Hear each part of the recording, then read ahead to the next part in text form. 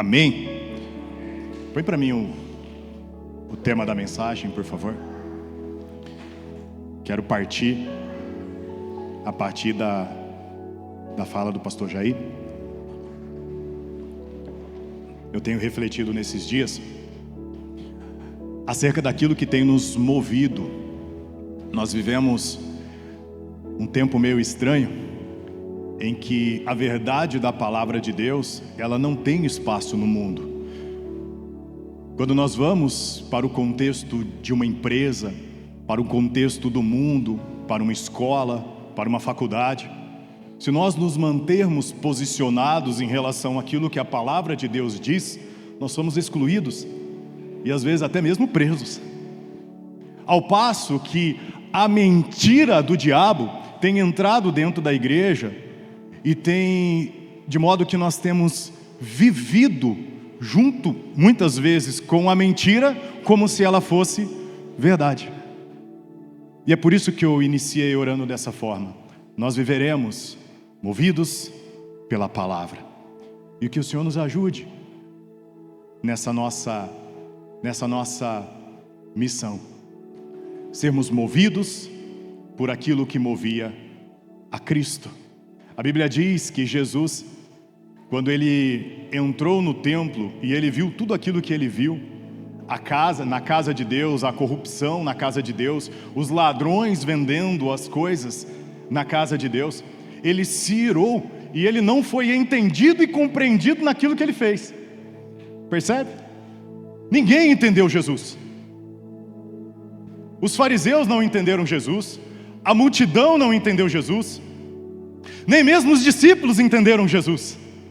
Mas foi dito: o zelo da tua casa me consumirá. Que o Senhor nos ajude, irmãos, a vivermos um tipo de vida onde eu e você possamos manifestar por Deus e pela sua palavra o mesmo zelo que ardia e queimava no coração de Cristo.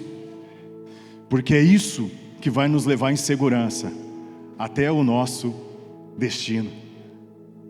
É o quanto nós amamos a palavra de Deus e o quanto nós nos submetemos a ela.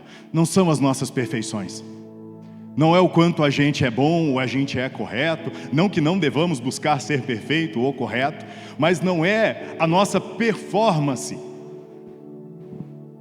é a graça de Deus que se manifesta sobre as nossas vidas. Mas o ponto é o que nos move. E muitas coisas podem vir sobre as nossas vidas com um propósito de tentar determinar aquilo que nós devemos fazer, ou como nós devemos fazer.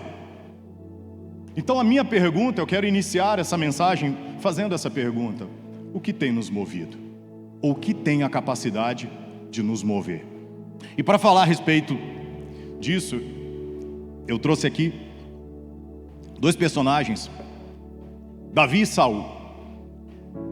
É interessante porque Davi e Saul, eu vou resumir aqui Davi, mas eu quero focar um pouquinho mais em Saul, porque eu acho que dentro desse contexto daquilo que eu quero trazer, Saul nesse momento tem mais a nos ensinar do que Davi.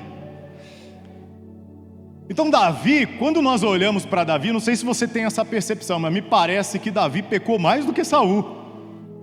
Essa percepção que eu tenho, me parece, se é que a gente pode medir quantidade de pecado, ou tamanho de pecado, ou gravidade de pecado, mas me parece que os pecados de Davi foram mais graves e mais sérios.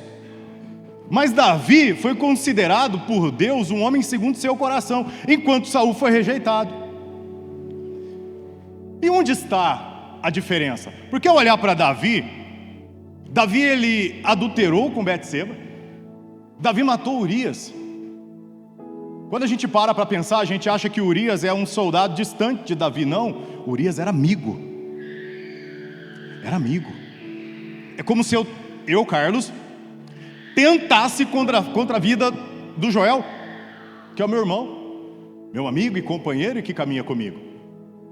É isso que Davi fez. Com o propósito de ocultar o seu pecado, ele matou um amigo, um valente, que estava disposto a dar a vida por ele. Por causa daquilo que Davi fez, por causa do orgulho do seu coração, quando ele fez o censo em Israel, por conta do seu grande exército, ele fez algo que ele não deveria fazer, e que manifestou o orgulho do seu coração acerca do seu exército, e por causa disso, 70 mil, um anjo do Senhor foi liberado no meio do arraial de Israel, e 70 mil morreram. Então eu olho e eu falo assim, meu Deus, esse cara parece que fez mais coisa errada do que Saul. Mas tinha algo em Davi, que precisa ser presente na minha vida e na sua. Davi era um homem que tinha zelo por Deus, e zelo pela sua palavra, o que Saul não tinha. Quando Davi escreve o Salmo 51, no texto do Salmo 51 está escrito Salmo de arrependimento de Davi, quando esse foi confrontado pelo profeta Natã acerca do seu adultério com Betseba, no momento em que o seu pecado foi exposto, tanto do seu adultério como do seu assassinato.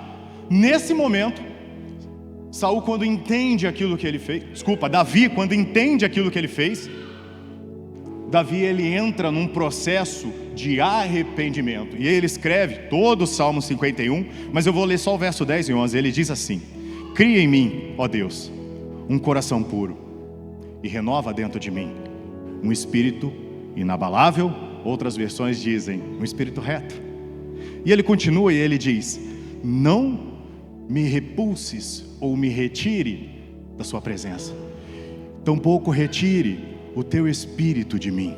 Era o que importava para Davi. Era o que importava para Davi. Eu não vejo em nenhum momento Davi lutando pelo trono, mas eu vi e eu vejo Davi clamando pela presença de Deus na sua vida. E essas coisas começam a me sinalizar a forma como Deus enxerga. Nós não somos perfeitos, não. Nós falhamos, sim. Erramos, sim. Precisamos nos arrepender, sim. Mas o meu ponto é, o que nos move? Porque quando eu olho para a palavra de Deus, vejo a trajetória de Davi, tudo aquilo que ele escreveu, eu vejo um homem que era movido por um zelo por Deus e pela sua palavra. O Salmo 119, que é o maior salmo da Bíblia, é um salmo escrito por Davi, e é um tributo à palavra de Deus. Eu não sei se você já leu, é grande, né? O povo pula, né? Mas é um tributo à palavra de Deus, revela o quanto a palavra de Deus era importante para Davi, e como ele zelava por ela. Ele dizia: eu não abro, aqui nas minhas palavras, né? Eu sou capaz de abrir mão do meu trono, mas eu não abro mão da presença de Deus na minha vida. Eu não abro mão da sua palavra. Para Davi, e aqui comparando a vida de ambos, Davi e Saul, para Davi, a presença do Espírito de Deus sobre ele era mais importante do que o próprio trono. Já para Saul, o trono era mais importante do que a palavra de Deus. Nós vamos ver isso. Davi era movido pelo zelo a Deus, pela sua presença e pela sua palavra, enquanto Saul era movido pelas pressões que o cercavam. E nós vivemos tempos como esse. Perceba que Davi e Saul, eles viveram exatamente na mesma época. Eles estavam debaixo da mesma direção espiritual, que era Samuel. Eles tinham em comum o mesmo inimigo, que eram os filisteus. Eles estavam na frente, ou estiveram na frente do mesmo exército que é Israel. Ambos foram escolhidos pelo mesmo Deus, porque quando diz que Saul foi o rei escolhido pelo povo, não é verdade. O povo escolheu um rei, ou o tipo de governo que era a monarquia, mas quem escolheu Saul foi Deus.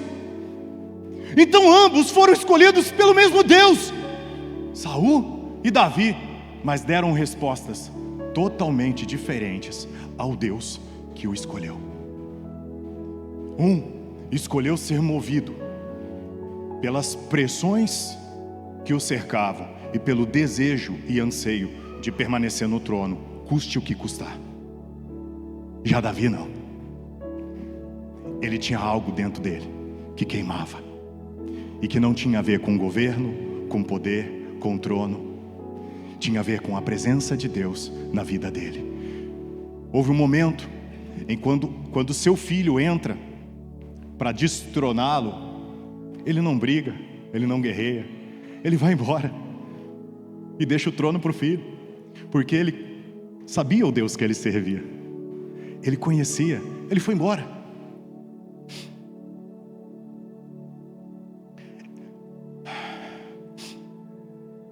O que tem movido as nossas vidas. Deus sempre honrará e se mostrará favorável àqueles que são movidos pelo zelo a Ele, a sua igreja e a sua palavra. Está na Bíblia. Mas isso muitas vezes irá requerer de nós algo grande, pesado muitas vezes, sacrifícios e tantas outras coisas que virão. Novamente eu pergunto, o que tem nos movido? Irmãos, por favor, receba com amor essa palavra. Parece que sempre que a gente sobe para pregar, né? Acho que a gente sempre tem uma palavra de repreensão, né? Parece que a gente está sempre exortando. Mas receba com amor, para que eu possa parar e entender o tempo em que eu estou vivendo. Porque aquilo que aconteceu com Saul acontecerá, se já não estiver acontecendo conosco também. O mundo irá nos cercar e irá propor para nós qual é a direção que nós temos que seguir. E aí nós teremos que tomar uma decisão. O que irá me mover?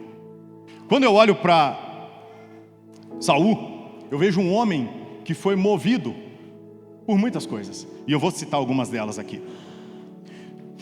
Vivemos em um tempo em que seremos pressionados de todas as formas.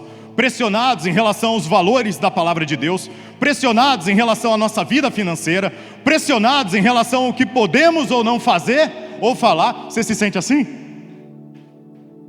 Não podemos falar, temos que tomar cuidado com aquilo que a gente fala, com aquilo que a gente faz. Pressionados em relação à criação dos nossos filhos, porque o mundo diz para os nossos filhos qual é o tipo de vida que eles têm que viver, e ao entrarem dentro das nossas casas, a gente diz não é, o tipo de vida que você tem que viver é outro, percebe? Nós somos pressionados de todos os lados. E aqui, partindo da fala do pastor Jair, irmãos, que eu e você não venhamos a nos dobrar, muitas vezes, aos desejos temporários dos nossos filhos, diga amém.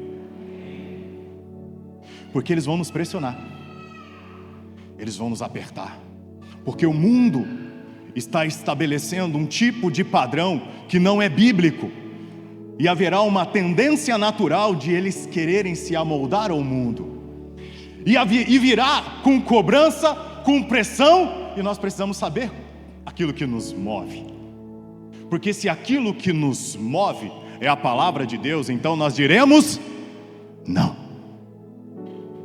Amém? Amém? Movidos não pelas pressões que nos cercam, porque nós temos um guia. Esse guia se chama Palavra de Deus, e ela nos levará em segurança.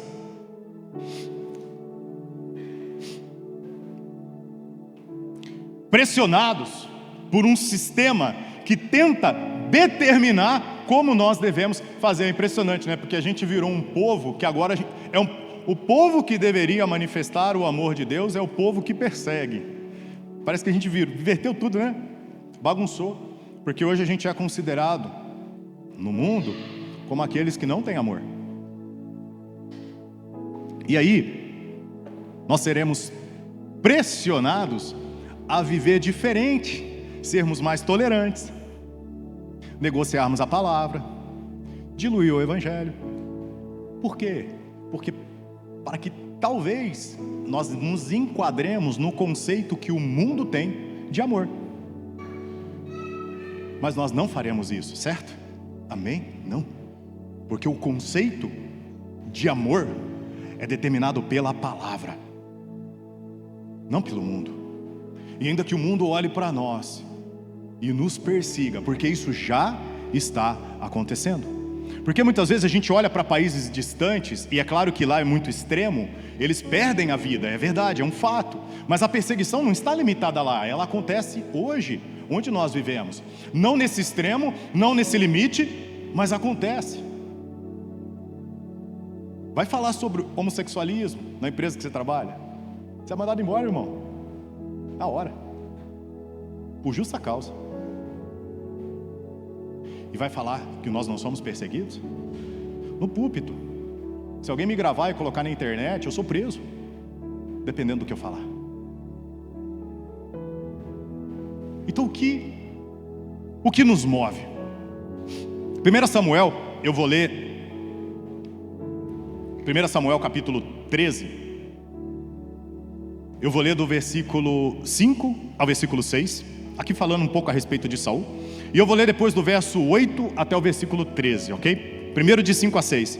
Diz assim: reuniram-se os filisteus. Aqui já fazia 2 anos de governo de Saul sobre Israel, ok? Eles estavam acampados contra o exército dos filisteus, só que eles estavam em alguns poucos milhares. O exército de Saul aqui era um exército pequeno, aqueles que estavam com ele, pelo menos naquele local. Ele estava entrando no 2º ano do seu reinado, que perduraria por mais 38, porque ele reinou 40 anos sobre Israel. E já no 2º ano, ele foi rejeitado por Deus, porque ele manifestou aquilo que o movia. Reuniram-se os filisteus para pelejar contra Israel, e os filisteus tinham 30.000 carros, 6.000 cavaleiros, o povo em multidão como a areia do mar, como a areia que está à beira do mar. E subiram e se acamparam em Micmas, ao oriente de Bet-Aven. Vendo, pois, os homens de Israel, que estavam em apuros, porque o povo estava apertado, esconderam-se pelas cavernas, pelos buracos, pelos penhascos, pelos muros e pelas cisternas. Vou ler agora ainda no capítulo 13, do verso 8 ao 13. Esperou Saul 7 dias, segundo o prazo determinado por Samuel. Não vindo, porém, Samuel a Gilgal, o povo foi se espalhando dali. Então disse Saul: trazei-me aqui o holocausto. Deixa eu só te explicar. Naquela época, quando eles estavam para entrar numa guerra, era comum que o sacerdote, antes de liberar o povo para a batalha, oferecesse uma oferta ao Senhor, fizesse um sacrifício, um holocausto. Mas quem fazia, e quem era autorizado a fazer isso, era Samuel. Não era Saul. Saul era rei. Samuel era o juiz e profeta. Naquela época, apenas o profeta. Quem deveria fazer isso, isso seria aceito por Deus da mão de Samuel, não da mão de Saul. E Saul deveria esperar. E Samuel disse: cara, 7 dias. No 7º, até no 7º, eu chego lá.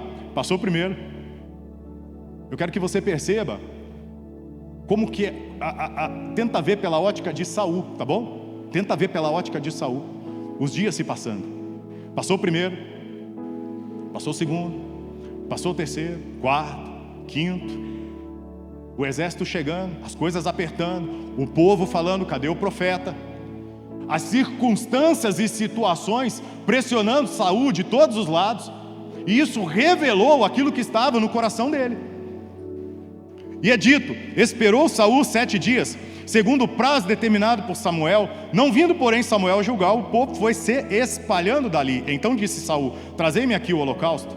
Mal acabara ele de oferecer o holocausto, e eis que chega Samuel. Saul lhe saiu em encontro para o saudar. E Samuel perguntou: o que fizeste? Só que se a gente lê assim, parece um negócio leve, né? É necessário que a gente entenda quem Saul era para Samuel, porque a Bíblia diz que Samuel amava Saul. Ele amava Saul. A alma dele se apegou à alma de Saul desde o primeiro momento que ele o viu. E Samuel o considerava como se fosse um filho. É importante que nós entendamos isso. E ali Samuel olha de longe e vê o que o seu filho fez. E ele põe a mão na cabeça e ele fala: cara, que você fez? O que você fez? Parece o pastor falando, né? Parece o pastor falando para a ovelha.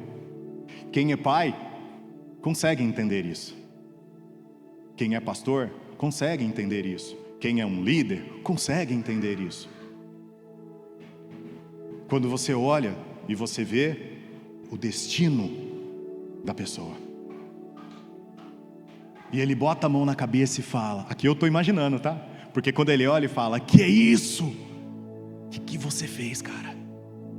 E aí ele continua.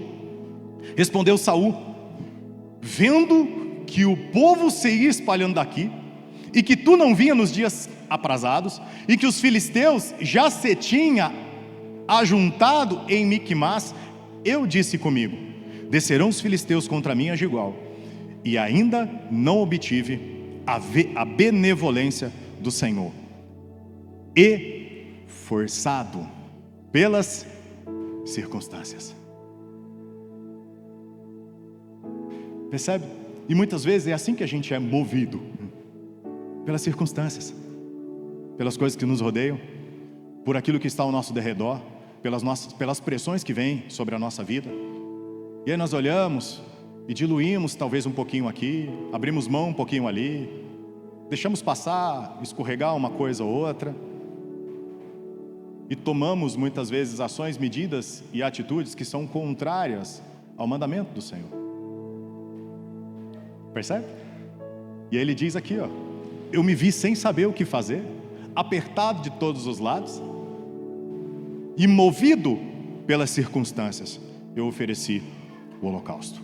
Então disse Samuel a Saul, procedestes neciamente, loucamente, tolo, você foi tolo, e não guardar o mandamento que o Senhor teu Deus te ordenou, pois teria agora o Senhor confirmado o teu reino sobre Israel para sempre.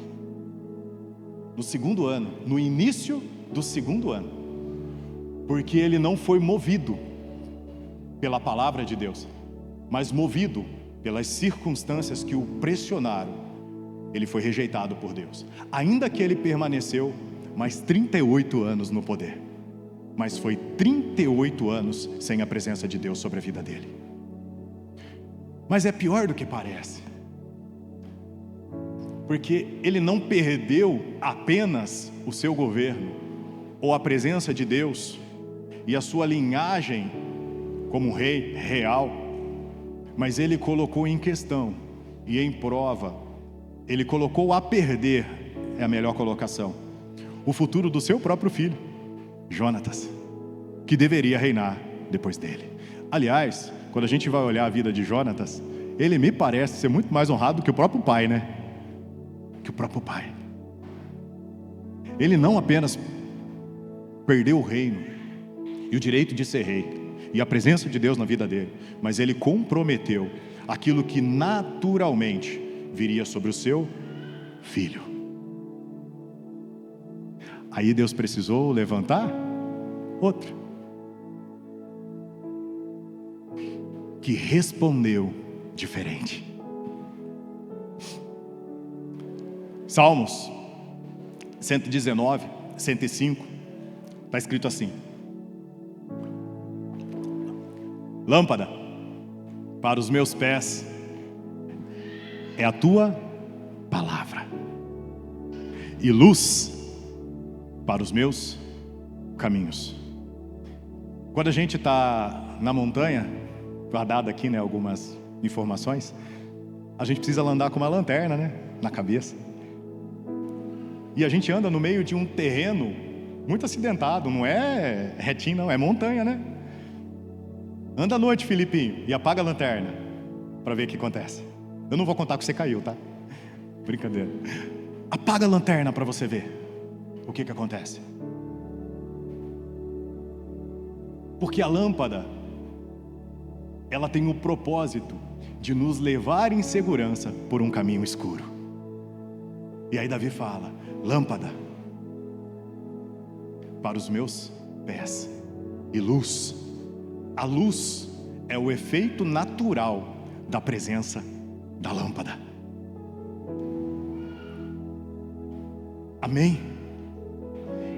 Que eu e você, irmãos, novamente possamos ser movidos não pelas circunstâncias que ditarão para nós o tipo de vida que nós devemos ter, mas que possamos ser movidos pelo mesmo zelo que queimava no coração de Cristo. Amém? Deixa eu continuar. Provérbios 6:23 diz assim: porque o mandamento é lâmpada e a instrução é luz, e as repreensões da disciplina são o caminho da vida. Deus, Ele sempre se mostrará favorável àqueles que são movidos pelo zelo. Eu disse isso e repito, porque se nós temos um exemplo de alguém que não agiu com zelo e por isso colocou a perder aquilo que deveria vir sobre a sua próxima descendência, que é o exemplo de Saul, nós temos um outro exemplo na Bíblia que respondeu com zelo e que por causa disso a sua próxima geração foi abençoada. Então, se você puder, diga assim: a geração que procederá de mim será abençoada pelo meu zelo ao Senhor e a sua palavra. Amém? Em Números 25, nós vemos um homem chamado Finéias, filho do sacerdote Eleazar. Esse Finéias não é o Ofni Finéias, filho de Samuel, lá da frente, tá? A gente está bem antes, beleza? Em Números 25 vemos um homem chamado Finéias, filho do sacerdote Eleazar, que também era filho de Arão, ou seja, Finéias era neto de Arão, que demonstrou grande zelo pelo Senhor, ao ter uma atitude extrema, ao atravessar com uma lança um israelita que cometia imoralidade junto com uma medianita dentro do arraial do inimigo. Percebe que na Bíblia o Senhor sempre trabalhou contra a contaminação. E aqueles que se posicionaram em favor de Deus dentro desse processo, o Senhor olhou e disse: esse teve zelo por mim e pela minha palavra. Ai, quando o povo estava debaixo da direção de Josué, e ele vai, se eu não me engano, depois de Jericó, depois que eles vencem Jericó, eles vão contra a cidade de Ai, e eles perdem. Se eu não me engano, eles vão com 3.000 homens, e eles perdem, porque tinha um homem com contaminação dentro de Israel, no arraial do inimigo. Tinha algo escondido debaixo da sua barraca.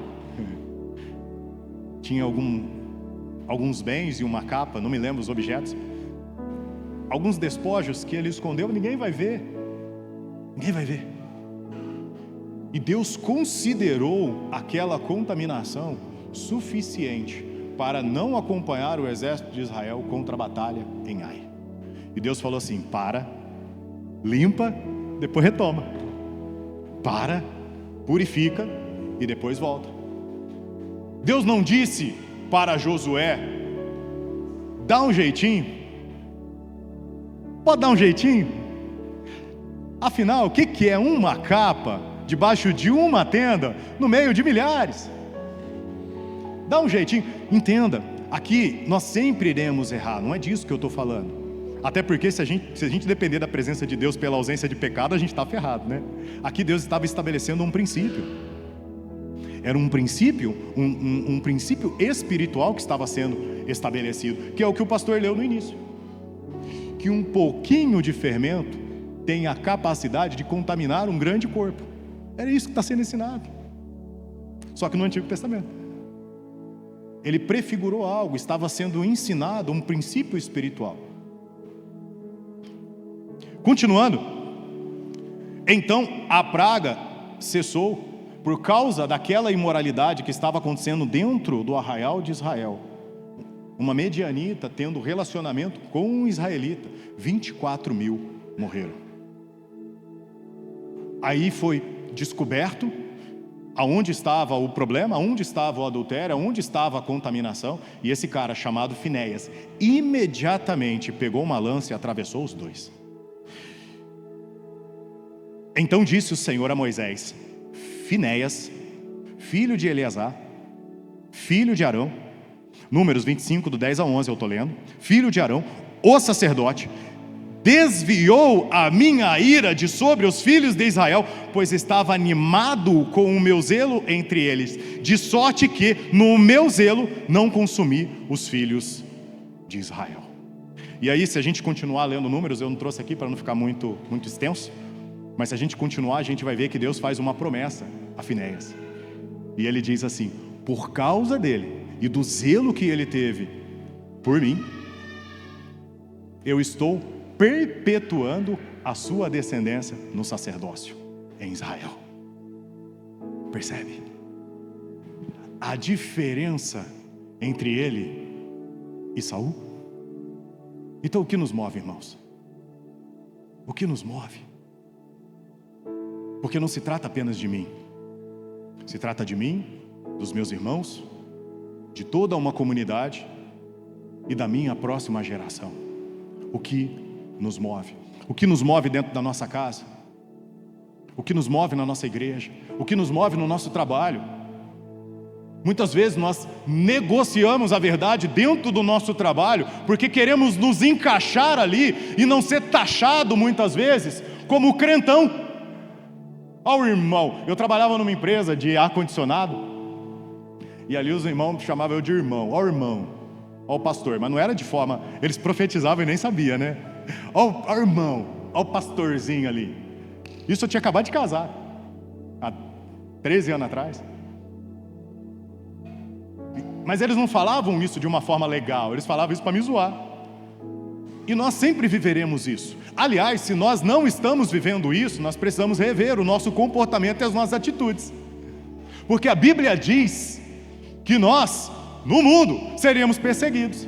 E se nós, no mundo, não estamos sendo perseguidos, é porque nós não estamos sendo movidos pela palavra. Mas a gente tenta às vezes dar um jeitinho, porque a gente quer se adaptar. Vamos tentar se adaptar. A descendência de Finéias foi abençoada com um sacerdócio perpétuo, por causa do seu zelo. Ao passo que Jonatas, filho de Saul, perdeu o direito ao trono. E cá entre nós, eu acho que Jonatas seria um excelente rei, porque ele tinha algo que Samuel não tinha, que Saul não tinha, que era temor.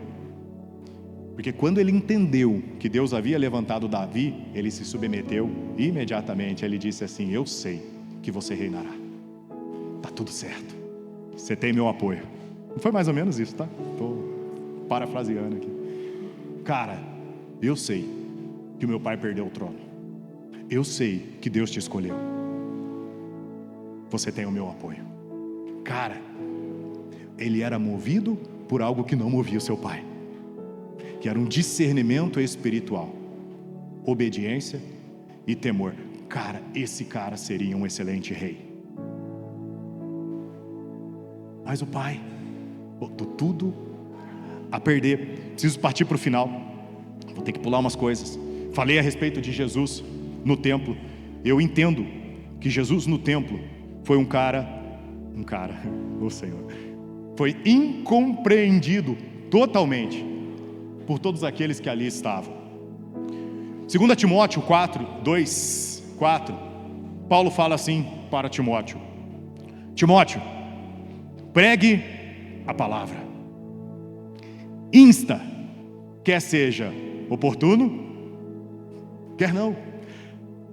A gente às vezes, né, tipo assim, vou esperar um momento certo, eu vou esperar, mas está vendo que o irmão está errando, está vendo que o irmão está pecando, está vendo que está indo por um caminho de derrota, de desgraça. Calma, vamos esperar o momento certo. Calma, vamos, né? Tudo vai se resolver. Quando ele instrui e fala, não, prega a palavra. Quando ele diz prega a palavra, ele está dizendo assim, cara, seja movido pela palavra. Timóteo era um menino novo e que se sentia pressionado pela sua pouca idade. Se você ler 1 e 2 Timóteo, você vai chegar a essa conclusão. Ele era um menino novo, um pastor novo, era o Filipinho, diante da comunidade colheita. Era mais ou menos isso, né, pastor? O pastor Jair era o Paulo, que estava escrevendo para o seu filho Filipinho, que estava pastoreando a comunidade colheita. Era mais ou menos isso. E aí vinha aqueles homens mais velhos e olhava para ele e falava: é só um garoto. E Paulo dizia assim: não se sinta pressionado por isso. Tudo que você precisa fazer, Timóteo, é pregar a palavra. Pregue a palavra. Seja zeloso na palavra. Não negocie, não dilua. Fale o que precisa ser dito. Pregue a palavra, insta, quer seja oportuno, quer não, corrija, repreenda, exorta, com toda a longanimidade e doutrina. Pois haverá tempo em que não suportarão a sã doutrina, pelo contrário, cercar-se-ão de mestres segundo as suas próprias cobiças. Podemos dizer que isso já acontece? Isso já acontece, porque dentro do nosso meio, muitas vezes, quando nós não concordamos com algo que está sendo dito, o que a gente faz?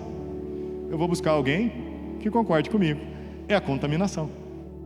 É natural, quando você é confrontado por algo em que você não concorda, que você busque outros que não concordam também, para se juntar a essas pessoas, porque aí você ganha força e validação no seu erro. Aí entra no que o pastor falou, é a contaminação. Pelo contrário, cercar-se-ão de mestres segundo as suas próprias cobiças, como que sentindo coceira nos ouvidos. Eu não concordo, não é isso que eu quero ouvir, não era isso que eu queria, não era isso que eu gostaria de fazer, não era isso que eu gostaria de decidir. Então o que você faz? Vou buscar alguém que fale aquilo que eu quero ouvir. Vou buscar alguém que esteja disposto a assinar embaixo na decisão que eu já tomei. E se recusarão a dar ouvidos à verdade, entregando-se às fábulas. Eu vou terminar por aqui, acho que a mensagem já foi entregue. A mensagem já foi entregue. Vou encerrar. E novamente eu pergunto: o que nos move? E a minha oração, e eu gostaria de orar por isso, se o louvor quiser subir para a gente orar.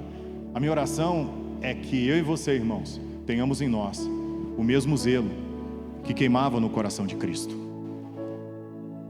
Que aquilo que movia Cristo possa nos mover também. Que aquilo que movia Davi possa nos mover também. Perceba que Davi é como eu e você, um homem suscetíveis a pecado, ou era, né? Era um homem, porque já morreu, né? Mas era um homem como eu e você, suscetíveis a erro, a pecado, a tentação. Mas existia algo que queimava dentro do coração dele, que precisa queimar no nosso também. É o zelo por Deus e pela sua palavra. E foi o zelo que Deus tinha por Deus, que Davi tinha por Deus e pela sua palavra, que fez com que ele entrasse em um processo de arrependimento e quebrantamento, quando ele foi confrontado por Natã. Às vezes, irmãos, nos nossos erros, nós seremos repreendidos, e está tudo certo. Mas como eu e você, eu já ministrei sobre repreensão na igreja, e eu disse algo, e eu lembro que eu disse que o conselho é diferente da repreensão, porque o conselho, ele nos ajuda, a repreensão nos salva. E a repreensão de Natã salvou o reinado de Davi. E por causa do temor que ele tinha a Deus e a sua palavra, ele se submeteu à repreensão. E teve a oportunidade de entrar num processo de arrependimento. O que eu estou dizendo é que a gente vai errar, a gente vai falhar, a gente vai cair. Mas quando isso acontecer e Deus levantar um Natã na sua vida para mostrar que você está andando por caminhos diferentes daquele descrito na palavra, que o zelo possa te levar ao arrependimento e ao conserto. Em nome de Jesus. Amém? Fique de pé, vamos orar.